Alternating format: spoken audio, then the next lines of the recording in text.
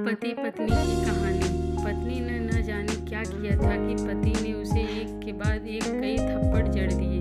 हमेशा हर सिचुएशन को शांति से डील करने वाली पत्नी भी इस बार इतनी अशांत हो उठी कि उसने अपनी चप्पल ही निकालकर पति की ओर दे फेंकी।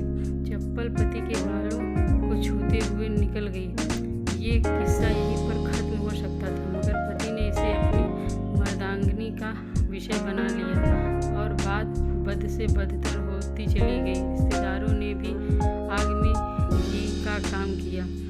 किसी ने कहा जो औरत अपने पति को चप्पल से मार सकती है वो ना ही तो वफादार हो सकती है और ना ही पवित्रता। ऐसी औरत परिवार ही नहीं पूरे समाज पर कलंक की तरह है।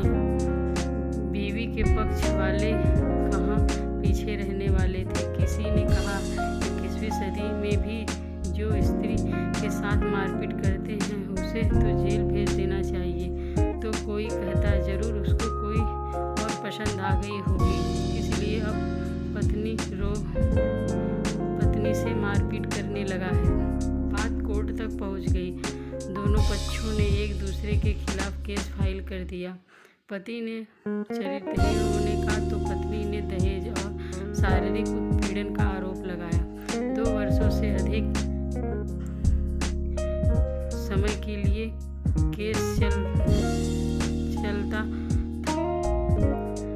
इन 2 वर्षों के दौरान दोनों पति पत्नी अलग अलग रहे थे। इन 2 वर्षों के दौरान दोनों पक्षों के समर्थकों की संख्या कम हो गई थी। पहले दोनों पक्षों ये समर्थकों का समूह होता था, अब गिने चुने लोग रह गए थे। पति और पत्नी दोनों की आर्थिक स्थिति भी इस समय के दौरान नीचे गिर चुकी थी, जिसे वो अपना शुभ चिंतक समझ रहे थे। पैसे की बात आते ही उन्होंने भी अपना पार्टनर झाड़ लिया था। अगर कोई दोनों को राजी भी हुआ तो मोटे ब्याज की शर्त पर आखिरकार वही हुआ जो सब चाहते थे, डिवोर्स। हर कोई खुश था। दोनों पक्षों के रिश्तेदार के इन माता पिता और दोनों के वकील। लेकिन 5 साल की सुखद शादी और एक सुंदर बेटी होने के बाद मिले हम डिवोर्स में पत्नी मूक थी और पति शांत। शायद ये एक इत्तेफाक ही था कि हम खुशी को मनाने के लिए दोनों पक्षों के लोग एक ही चाय की टपरी पर बैठे आमने सामने। इत्तेफाक इसलिए क्योंकि ज़्यादातर लोग जो एक दूसरे के विरोध को सपोर्ट कर रहे थे वे एक दूसरे को अच्छे से जानते थे। पति पत्नी भी इन सभी से दूर एक दूसरे सामने मेज पर बैठे। पति ने पत्नी से कहा आप तो खुश होंगे ना, तुम्हारे मन की जो हुई मुबारक हो, तुम भी तो आज जीत गई हो मुझसे। तलाक जो तुम्हें मिल गया, कांग्रेचुलेशन टू यू टू, पति ने कहा।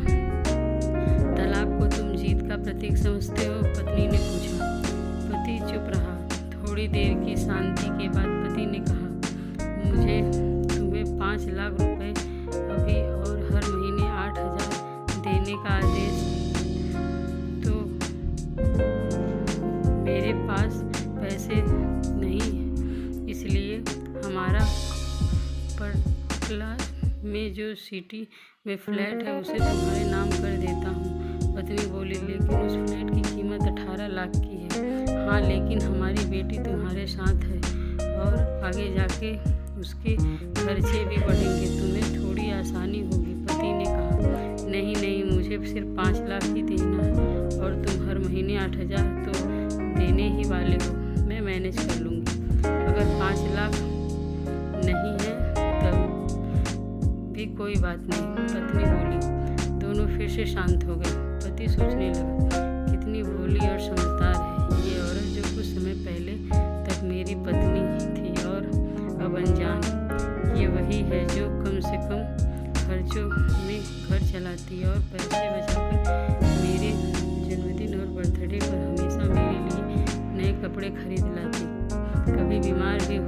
पति तो पैसे बचाने के लिए मुझे मालूम न होने देती और घरेलू नुस्खों से अपना इलाज कर लेती, मगर मैं कोई और बीमार होता तो तुरंत डॉक्टर के पास लेकर जाती। मेरी ही मति मार गई थी। मैं ही अपनी झूठ मर्दानगी के चक्कर में बड़ी गलती कर बैठा।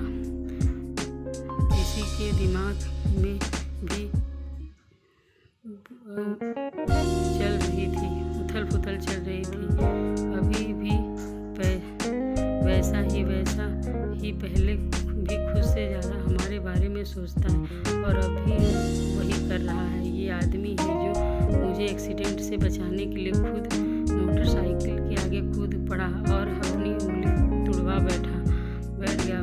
पता नहीं कौन सी मनोघड़ी में ये झगड़ा कर बैठी। पति ने मौन तोड़ते हुए पूछा, अब तुम्हारे कमर में दर्द कैसा है? तकलीफ तो नहीं होती? पत्नी हल्का सा मुस्कुराई और बोली, अभी होती है, अब तो पेट में क्रैम्प उठते हैं तो होगा ही। योगा कसरत भी तो नहीं करती, अब किसी गाइनोलॉजिस्ट को जरूर दिखा देना। पति ने कहा, तुम बताओ तुम्हारा अस्थमा कैसा है? अब भी दौरे पड़ते हैं? पत्नी ने पूछा। हाँ पड़ते हैं, पहले से ज़्यादा, क्योंकि अक्सर इन्हेलर भूल जाया करता हूँ याद दिलाने के लिए। तुम जो नहीं हो। पति ने बोला। पत्नी की आंखों में आंसू आ गए। वो बोली, तुम्हें मेरे चेहरे पर उंगली नहीं उठानी चाहिए थी तो परिस्थिति आती ही नहीं। हाँ मैं जानता हूँ, तुम बहुत अच्छी हो, मुझसे गलती हो गई वही ये बड़ी ही गलती ये लोगों के बहकावे में आ गया था। पति बोला, तुमने भी तो मुझ पर दहेज का इल्ज़ाम लगाया, वो गलत था और मुझे पछताना हुआ। पत्नी ने कहा। पति कुछ कहना चाह रहा था लेकिन हिचकिचाता रह गया। पत्नी ने पूछा, कुछ पूछना चाहते हो? वो बोला, क्या पहले जैसा नहीं हो सकता? क्या मतलब? पत्नी बोली, मतलब कि हम फिर से पहले की तरह पति पत्नी बनकर सच्चे दोस्त बनकर नहीं रह सकते? पति बोला, फिर ये डिवोर्स का पेपर दिखाते हैं। पत्नी ने कहा, फाड़ देते। पति ने अपने पास रखे डिवोर्स के पेपर